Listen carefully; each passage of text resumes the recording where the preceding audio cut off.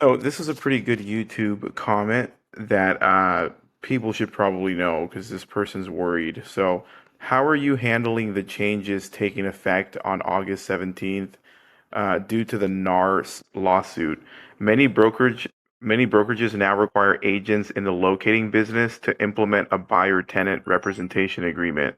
This means locators must disclose their compensation before setting up tours, and customers must sign a document agreeing to pay the commission if the complex and customers must if the complex doesn't cover it. Additionally, an addendum must be sent to the complex to secure agreement on the compensation before invoicing. This seems like a significant issue for both locators and customers. How do you think these new rules will affect the industry? Okay, so this person doesn't understand like what real estate law is, and that's okay. That's why we're here to answer.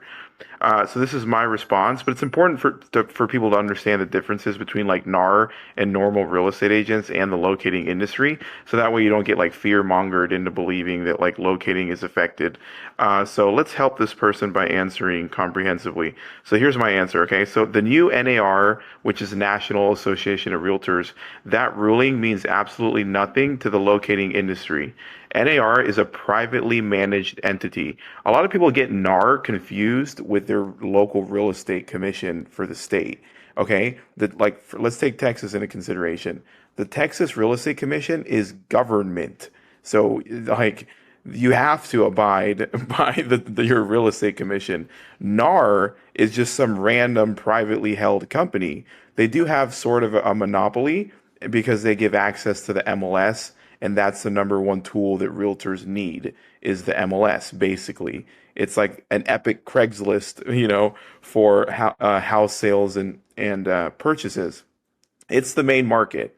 So NAR kind of has like an unfair monopoly, in my opinion, but it's just a privately held company. So it's not actually government, right? There's a huge difference. People think that like any kind of NAR rulings just are just like a new law for all of real estate in general, and that's just not true. Okay. So let's continue. Locators are not NAR members. They are real estate agents. What you outlined are not real requirements. So yeah, there was a lot of like stuff that this person said that just flat out isn't true, but we'll get to that so that way we can help them understand. Okay. So they could potentially be requirements if the locator is sponsored under a NAR brokerage and the broker is making the agent follow their specific rules. So here's the thing. NAR is telling normal real estate agents dealing with houses like, hey, you have to have a buyer rep agreement. It's a requirement. And you have to disclose your income and you have to, there's even more paperwork now.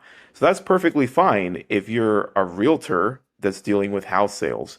So if a locator is at a firm that is making them do a tenant agreement every single time, it could be a rule. Like when you're an agent under a brokerage firm, your broker or manager or that company that you're sponsored with can make anything a requirement.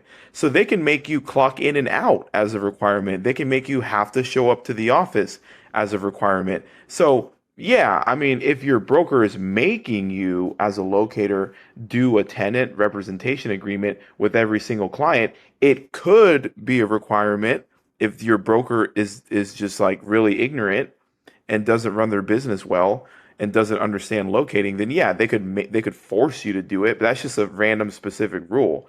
NAR has no say in the locating industry. So just because NAR are making realtor members do buyer rep agreements, that doesn't mean locators have to do tenant rep agreements. That's just not the case because locators typically, like 90% of apartment locators, we know this because we've trained more locators than any entity in the world.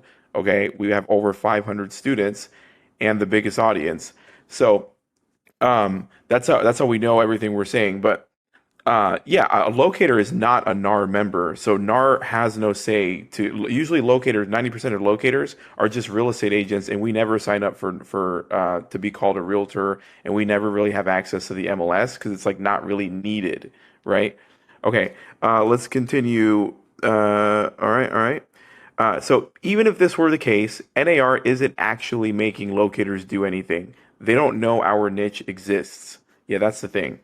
Okay, and even if they understood what locating is, they don't rule anything except for realtors, like real estate agents that choose to pay for the trademark to be called a realtor.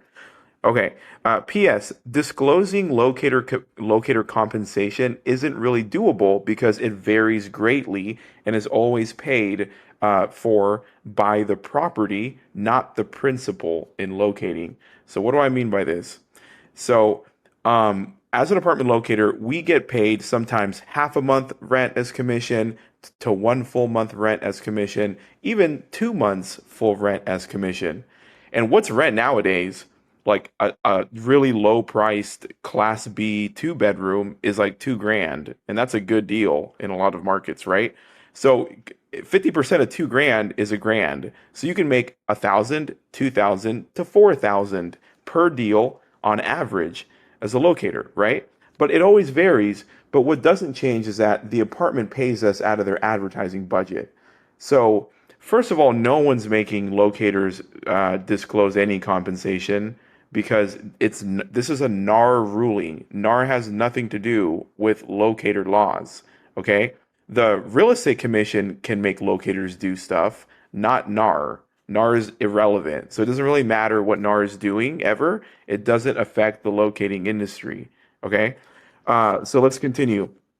Let's see, is always paid for by the property, not the principal and locating. So yeah, so it's paid for the our commission is paid for by the apartment out of their advertising budget, not the principal. And the principal in real estate is like the client you're representing. So the client never pays us anyways. So like it wouldn't even make what I'm trying to say here is that like it wouldn't even make sense to tell your clients that because it's like kind of obvious. Imagine sitting with a client and you're like, I have to make you sign this useless document that says that I could get paid 50% to 200% of the rent from an apartment complex, and it depends, and we don't really know what it depends on, and it can change any day, and you're not going to pay this anyways. The client doesn't give a shit, you know? So it doesn't even make sense to have that as a practice. And just because NAR is telling their realtors to do so, it doesn't mean locators have to abide because it's irrelevant. All right, let's continue. Also, the part where you are referring to an addendum being sent to a complex to secure agreement on compensation before invoicing, flat out isn't true and is not the case at all. All right, yeah, so here he was like, someone was like, uh, let's see here. This means locators must disclose their compensation before setting up tours. Not true. And customers must sign a document agreeing to pay the commission if the complex doesn't cover it. Again, not true. Just not true at all. Additionally, an addendum must be sent to the complex to secure agreement on the compensation before invoicing, like before a locator can invoice. This is just false. Enough said. This isn't true. It sounded like a very nice constructed sentence, but it's just not true. I don't know where you would pull that from. Okay, let's see here. To keep things less confusing, this is what I said, just to help everyone understand, right? So to keep things less confusing, just understand that NAR, the National Association of Realtors, has no say in the real estate agent slash locator realm of things because it's not a government entity. It's just NAR, right? It's targeted to agents and firms that want to be a part of NAR and the local boards and have the MLS through them and call themselves a trademarked realtor.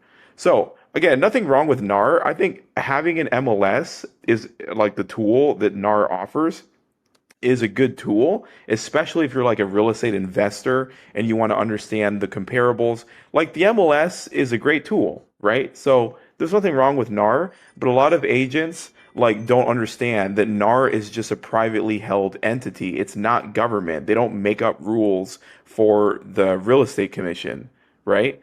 So you have to understand that. So it's this stuff is really targeted to agents that want to be a part of NAR, call themselves a trademarked realtor. Because remember, NAR owns the trademarked realtor. Just because you're a real estate agent doesn't mean you're a realtor. You have to understand that, right? So if you want to be a realtor, you have to sign up to your local boards, be a part of NAR, and abide by their code of ethics and do the whole thing. But it isn't required, right? And locators, we don't do this. A locator won't really be a realtor unless they want to sell houses and have access to the MLS and call themselves a realtor as well, like on top of being a locator, right? But the thing is, if you do locating right, you can make six figures in locating alone. Then you don't have to pay NAR thousands of dollars to be called a realtor and have access to the MLS. Really, the MLS is used for resale homes. It's not really used for new homes. So what we teach our students is like be a locator, make six figures. You don't have to even be a part of NAR. And then when your clients want to buy their first home, sell them a new home because you can take, someone to a new home community. What I don't, there's a lot of them. KB Home, DR Horton, Drees Custom Builders. There's a lot of homes, right? So you can take them there and then introduce them to the staff, show them the neighborhood, and if they pick a house, you can still get paid probably more as a buyer agent that way. You don't really need to work and show resale homes. So really, there's no. I mean, the way I work, I just do locating and then new home sales. There's no reason for me to have MLS or be a part of NAR, right? Okay. So in other words, all is well and the same in our industry. Um, and what else am I going into here? One sec. Boom. Okay. Especially if you choose a non-NAR brokerage firm that specializes in locating. How cool is that? And then you can learn more by clicking right there and visiting our website. Maybe book a call with us. You guys like my placeholder image with the parrot? This was in downtown Austin. Some lady just had a parrot and put it on my shoulder. All right. Hopefully this helps, guys. See you later.